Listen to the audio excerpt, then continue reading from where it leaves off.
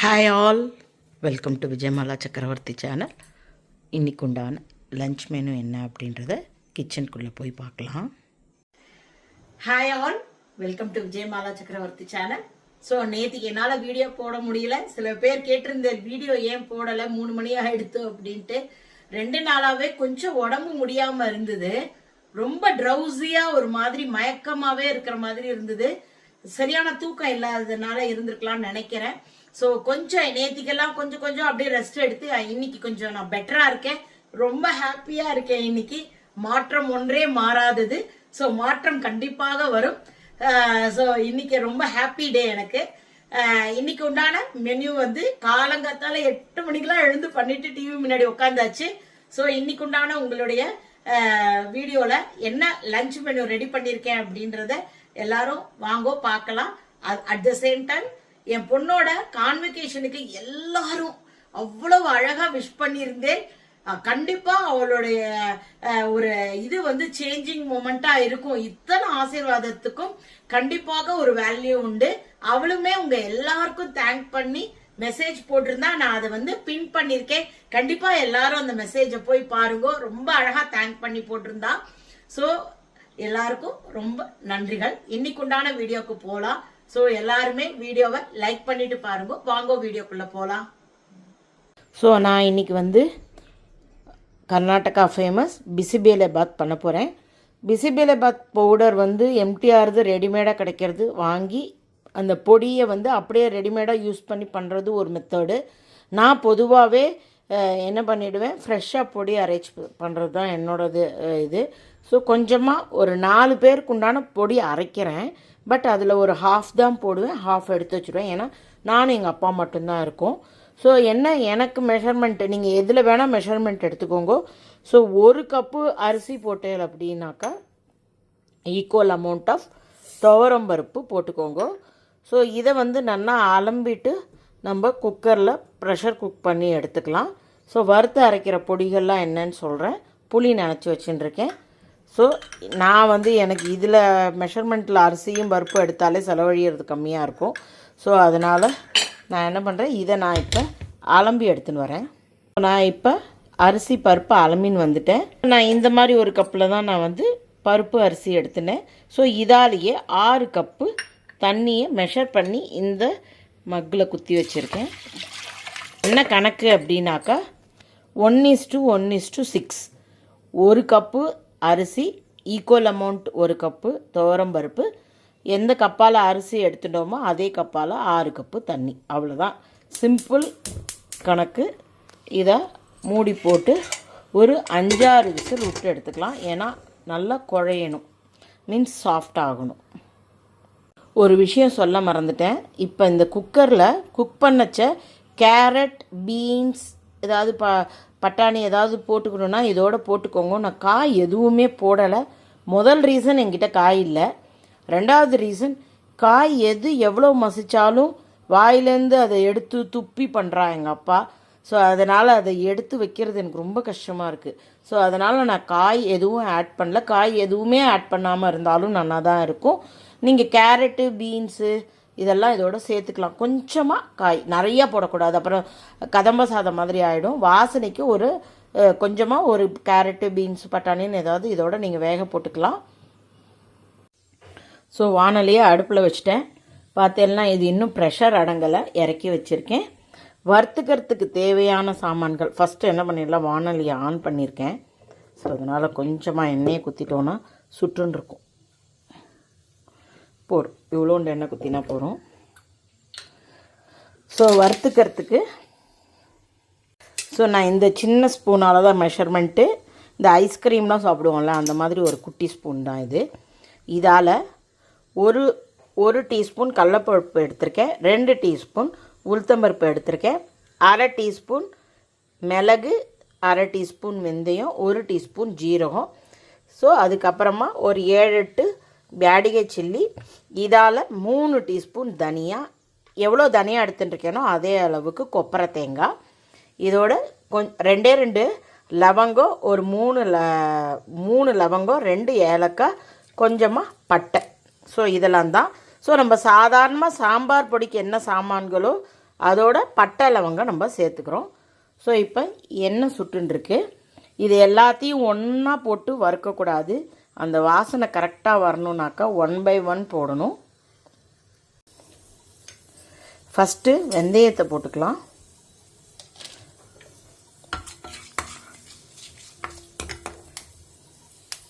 வெந்தயம் வாசனை வர ஆரம்பிக்கிறச்ச கடலைப்பருப்பு, உளுத்தம்பருப்பு, எப்பயுமே சாமான்கள் 1 by 1 போடுறச்ச அதோடைய கரெக்டான ஒரு பொருளுக்கும் வறுக்கிற தன்மை வந்து டிஃப்ரெண்ட்டாக இருக்கும். முதலையே தனியாவை போடக்கூடாது. நல்ல செவந்தால் தான் உங்களுக்கு வந்து கசப்பு தன்மை இல்லாமல் நல்ல டேஸ்ட்டை கொடுக்கும். ஜீரகம் போட்டிருக்கேன், மிளகு போட்டிருக்கேன், அதுக்கப்புறமா பட்டை லவங்க ஏலக்காய். இந்த பட்டை லவங்க ஏலக்காய் தான் பிசிபேலாபாத்தில் ஒரு யூனிக்னஸ், வேறு ஒன்றுமே இல்லை, சிம்பிள் தான். நல்லா அந்த சினமன் அண்ட் மிளகு இதெல்லாம் சேர்ந்து ஒரு நல்ல வாசனை வருது. நான் இப்போ கருவேப்பிலை போட்டுக்கிறேன். இதோடு சேர்த்து வத்த மிளகாயும் போட்டுக்கிறேன். இன்னும் நல்லா செவக்க வறுத்துக்கலாம்.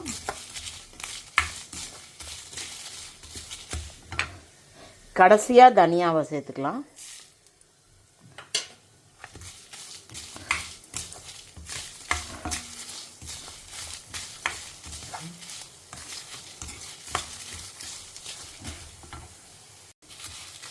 ஸோ பார்த்தீங்கன்னா நல்லா பருப்பெல்லாம் செவக்க ஆரம்பிச்சுடுத்து. இப்போ நான் கொப்பரை தேங்காய் போட்டுட்டு கொஞ்சமாக பெருங்காயமும் போட்டுடுறேன். அடுப்பை கொஞ்சம் சின்னதாக வைக்கிறேன். நல்லா ஒரு 2 பரட்டு அந்த தேங்காயிலேருந்து ஒரு வாசனை வரும் பாருங்க, அதோடு போகிறோம். அப்படியே கேரளாலலாம் வறுக்கிற மாதிரி செவக்க வறுக்கணுன்ற அவசியம் இல்லை. அந்த தேங்காயோட ஒரு வறுக்கிறச்ச ஒரு மனம் வரும், அதுதான் கணக்கு. அதோட லெவலுக்கு நீங்கள் வறுத்துண்டா போகிறோம். ஆஹா, நல்ல வாசனை. ஸோ நான் இப்போ இதை ஆஃப் பண்ணிடுறேன். இது ஒரு ஃபியூ செகண்ட்ஸ் விட்டுட்டு இதை பொடி பண்ணி எடுத்துன்னு வரேன். நல்லா வறுத்து கொஞ்சம் ஆறுனதுக்கப்புறமா மிக்ஸி ஜாரில் போட்டிருக்கேன். இதை அழகாக பொடி பண்ணி எடுத்துன்னு வந்துடுறேன். பொடியை அரைச்சின்னு வந்துட்டு அப்படி மணக்கிறது. ஐ திங்க் இந்த குவான்டிட்டியில் ஆல்மோஸ்ட் ஒரு 3/4 குவான்டிட்டியை நம்ம போட்டுக்கலாம். நான் இப்போ வானலியை ஆன் பண்ணிக்கிறேன். எண்ணெய் கொஞ்சம் குத்திட்டு அது இப்போ சுட்டுருக்கு. ஜஸ்ட்டு தாளிக்கிறதுக்கு கடுகு போட்டிருக்கேன், கொஞ்சமாக ஜீரகம் போட்டுக்கிறேன், ஜஸ்ட்டு வாசனைக்கு தான். நான் இப்போ இதில் கருவேப்பிலை போட மாட்டேன், ஏன்னா அகைன் அது பிசைஞ்சு கொடுக்க கஷ்டமாக இருக்குது. அதனால தான் நான் பொடியில் வந்து தாராளமாக கருவேப்பிலையை வறுத்து பொடி பண்ணிட்டேன். பொதுவாகவே இந்த பிசைஞ்சு கொடுக்கறது இந்த மாதிரி இல்லாட்டினா கூட நீங்கள் என்ன பண்ணிவிடுங்க, வறுத்ததில் பொடி பண்ணுறதுல வந்து கருவேப்பிலை சேர்த்துட்டேன்னா அது வந்து உடம்புக்குள்ளே போயிடும், எடுத்து வைக்க மாட்டா யாரும். ஸோ இது கொஞ்சம் நல்லா தடன்னு பொரியட்டும்.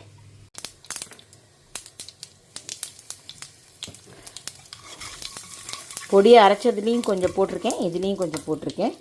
நான் இப்போ என்ன பண்ண போகிறேன், இதில் வந்து வெங்காயம் சாப்பிடாதவா கேப்சிகம் சேர்த்துக்கோங்க. கேப்சிகம் சேர்த்தா எனக்கு என்னமோ வந்து அந்த கேப்சிகமோட ஃப்ளேவர் கொஞ்சம் ஜாஸ்தியாக தெரிகிற மாதிரி இருக்குது. அதனால் ரொம்ப கொஞ்சமாக ஒரு 5லேருந்து 6 சின்ன வெங்காயத்தை பொடியாக கட் பண்ணி போட்டிருக்கேன்.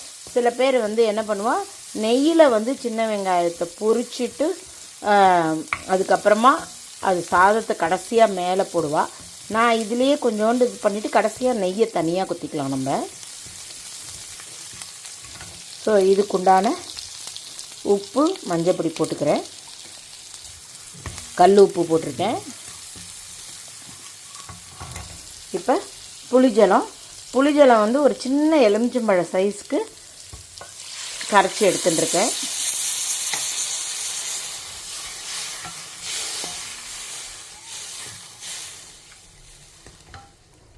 லேசாக கொதி வரைச்சி நம்ம பொடியை ஆட் பண்ணிக்கலாம். பார்த்தீங்கன்னா சைடெல்லாம் கொதிச்சின்னு வர ஆரம்பிக்கிறது.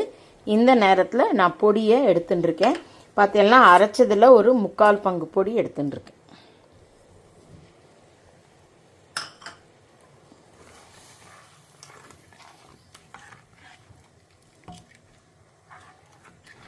பருப்பெல்லாம் ஆட் பண்ணதுனால கொஞ்சம் கெட்டியாகும். இப்போ இந்த பொடியை நம்ம வந்து ஒரு நாள் காய்க்கு மேல் பொடியாக போடலாம், வாசனையாக இருக்கும். இது கொஞ்சம் நல்லாவே கொதிக்கட்டும், நல்லா புளியோட வாசனை போகிற வரைக்கும் கொதிக்கட்டும். கடைசியாக வெல்லம் சேர்த்துக்கலாம். ஸோ நல்லா கொதித்து வாசனை வருது. நான் இப்போ வந்து வெல்லம் பொடிச்சு வச்சதை அப்படியே ஆட் பண்ணிட்டுறேன். கொஞ்சம் வெல்லம் ஸ்ட்ராங்காக இருக்கணும், தெரியணும் அப்படின்னா இன்னும் கொஞ்சம் போட்டுக்கோங்க. நம்மளதில் கொஞ்சம் வெல்லம் கம்மியாக தான் சேர்ப்பேன்.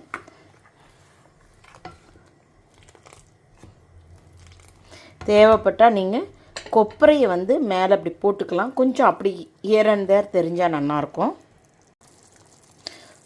நான் சும்மா உங்களுக்கு காமிக்கிறதுக்கோசரம் ஒரு 2 போடுறேன்.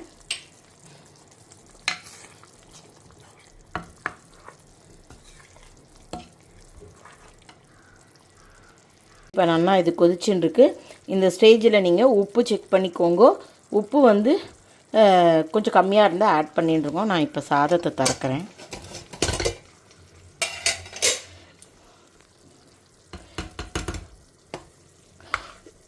நான் இதை கொஞ்சம் அப்படியே மசிச்சுக்கிறேன். ஓரளவுக்கு மசிச்சுன்னு இருக்கேன். நான் இப்போ வந்து இந்த குழம்பை இதில் எடுத்து குத்தி விடுறேன்.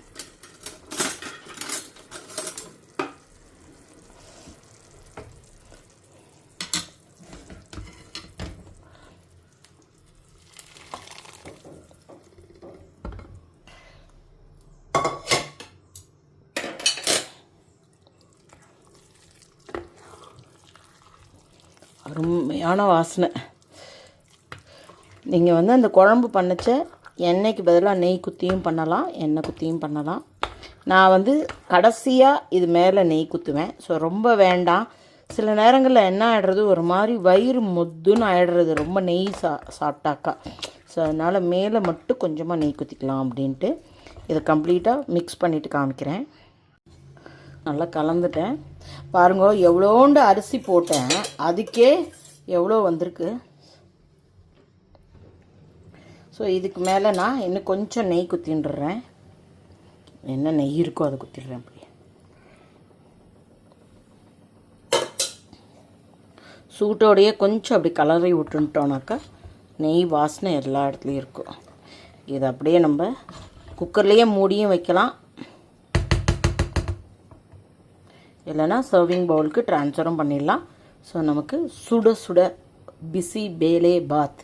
பிசினா சூடு, பேலேனா பருப்பு, பாத்துன்றது கலந்த சாதம். ஸோ சுட சுட கர்நாடகா ஸ்டைல் பிசி பேலே பாத் ரெடியாக எடுத்து அடுத்தாப்பில் நான் சேப்பங்கிழங்கு ஃப்ரை பண்ணிக்கிறேன். ஸோ தொட்டுக்கிறதுக்கு சேப்பங்கிழங்கு ஃப்ரை பண்ணிக்கலாம். அதுக்கு நான் ஃபஸ்ட்டு இதை ஆன் பண்ணிடுறேன். எண்ணெய் சுட வச்சுருக்கேன். சேப்பங்கிழங்கு வேக வச்சு அது தோலை உரித்து கொஞ்சம் கட் பண்ணி எடுத்துட்டுருக்கேன். ரொம்ப கொஞ்சமாக தான் எடுத்துட்டுருக்கேன். மிச்ச சேப்பங்கிழங்கை எடுத்து வச்சுட்டு நாளைக்கு அதாவது வந்து கொஞ்சம் குழம்பு பண்ணிடலாம் தான் மாதிரி போட்டு. பிகாஸ் கடைக்காரம்மா வந்து கிடுகிடுன்னு நான் 4 தான் எடுத்து போட்டேன். என்னம்மா வெயிட்டில் ஒன்றுமே நிற்கலன்னு சொல்லி கிடுகிடுன்னு அவங்க 4 போட்டுட்டாங்க. ஸோ அதனால் வச்சா கெட்டு போயிடுமே வெயிலுக்குன்ட்டு நான் வேக வச்சிட்டேன். ஸோ இப்போ எண்ணெய் சுட்டுருக்கு. கடுகு உளுத்தம் பருப்பு போட்டுக்கலாம். சாதாரணமாக பண்ணுறது காய் தான் இது.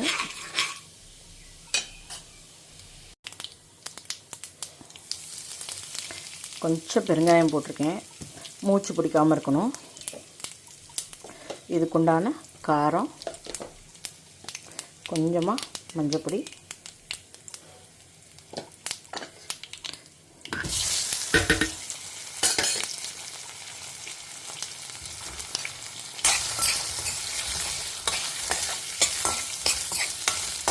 கொஞ்சம் எண்ணெய் ஜாஸ்தியாக இருக்குது. பழக்க தோஷம். நம்ம யூஸ்வலாக பண்ணுறச்ச போட்டு போட்டு இதை கொஞ்சம் அப்படியே ரோஸ்ட் போட்டுக்கலாம். உப்பு போட்டாச்சு, எல்லாமே போட்டாச்சு. கொஞ்சம் ரோஸ்ட் ஆனவுடனே ஆஃப் பண்ணிவிட்டா நமக்கு சேப்பங்கிழங்கு ரோஸ்ட் ரெடி ஆகிடும். இன்றைக்கு உண்டான தளிகை சுட சுட ரெடியாக எடுத்து இன்றைக்கி மணக்க கர்நாடகா ஸ்டைல் பிசி பேலே பாத். அதுக்கு வந்து சேப்பங்கிழங்கு ரோஸ்ட் பண்ணியிருக்கேன். ஸோ அப்பாவால் இந்த ரோஸ்ட்டு சாப்பிட முடியாது. அதனால் கொஞ்சமாக தயிர், காரப்பொடி, கொஞ்சமாக பிளாக் சால்ட் போட்டிருக்கேன். இதோடைய ட்ரெடிஷ்னல் இதுவே எப்படின்னா பிசிபேலாபாத் மேலே இந்த பூந்தி போடுவா. நான் இதை நேற்றுக்கு காந்தி ஸ்வீட்ஸில் வாங்கி வச்சுருந்தேன். ஃபஸ்ட்டு நான் நினச்சேன் குக்கும்பர் போட்டு ரைத்தா பண்ணலான்னு. அகைன் சாப்பிட முடியாது, அதனால் ப்ளைன் ரைத்தா ரொம்ப பிடிக்கும் எங்கள் அப்பாவுக்கு. ஸோ அதனால் இந்த மாதிரி ஒரு சிம்பிள் தளிகை இன்றைக்கி ரெடி பண்ணியிருக்கேன். Hope you are all enjoying my video. If you like it, please like and subscribe my channel. Thank you for வாட்சிங். Bye bye all.